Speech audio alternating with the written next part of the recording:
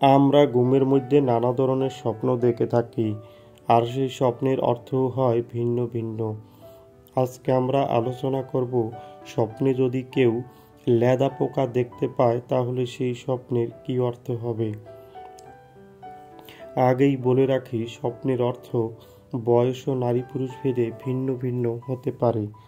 কেউ যদি স্বপ্নে দেখেন লেদা পোকা ধরতে, তাহলে ওই ব্যক্তির অর্থনৈতিক উন্নতি হবে এমনটা বোঝায়।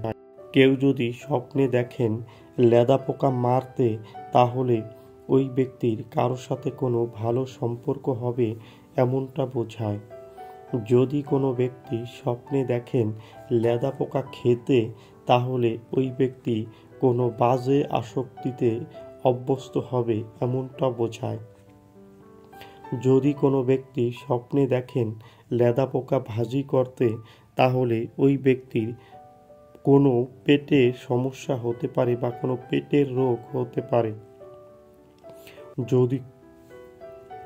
যদি কোনো ব্যক্তি স্বপ্নে দেখেন লেদা পোকার পাতা খেতে, তাহলে ওই ব্যক্তির টাকা পয়সা অপচয় হবে এমনটা বোঝায়।